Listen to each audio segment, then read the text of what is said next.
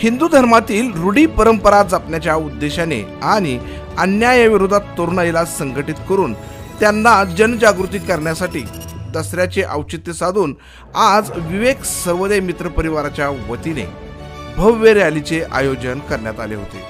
ही rally KBP college चौकातून link road, Prabodhankar Thackeray चौकातून station road मार्गे छत्रपती शिवाजी महाराज चौकात आणण्यात आली। या ठिकाणी छत्रपती शिवाजी महाराजांना हार घालून असंख्य कार्यकर्त्यांनी अभिवादन केले, तर असंख्य कार्यकर्त्यांनी घोषणा देऊन संपूर्ण परिसर भगवमय केलं होतं। यानंतर आलेल्या सर्व कार्यकर्त्यांना हिंदू धर्मांच्या रूढी परंपरा बाबतीत मार्गदर्शन करण्यात आले। पाहुयात याबाबत तरुणांनी कशा प्रकारे आपले मनोगत व्यक्त केले। कुठेतरी आपल्या तरुणाईला धार्मिक व सामाजिक कार्याची ओढ लागावी, त्यासाठी आपण वर्षातून 2-3 वेळा चांगले उपक्रम राबवत असतो। आपला सर्व मित्र परिवार आपल्या सोबत असतो। सोमनाथ दादा असो, सगळे मित्र परिवार आम्ही सगळे मिळून असेच पुढे पण कार्यक्रम करू, आम्ही असेच मिळून कार्यक्रम करू आणि भविष्यात सुद्धा या सगळ्याची चांगली वाटचाल होईल। धन्यवाद। नमस्कार, मी तेजस पाटील। आज विवेक सर्वोदय यांच्या मित्रमंडळाकडून दसऱ्याच्या शुभ मुहूर्तावर आज एक बाईक रॅलीचं आयोजन केलं होतं।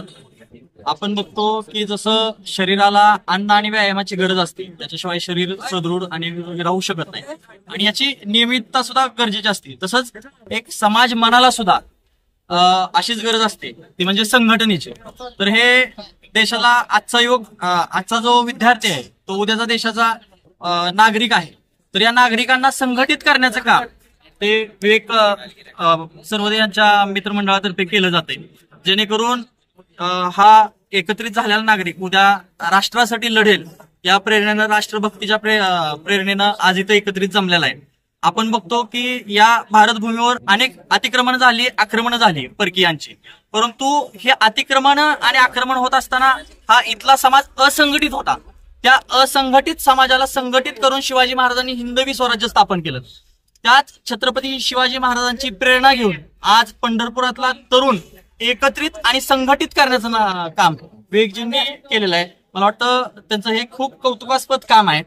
आणि जसं शिवाजी महाराजांच्या काळामध्ये हिंदू समाज एकत्रित झाला, एकवटला, आणि त्याच्यानंतर आमच्याकडनं जो जिजिया कर वसूल केला जात होता किंवा आमच्या माता भगिनींवर जो अन्याय अत्याचार होत होता, तो अन्याय अत्याचार थांबला।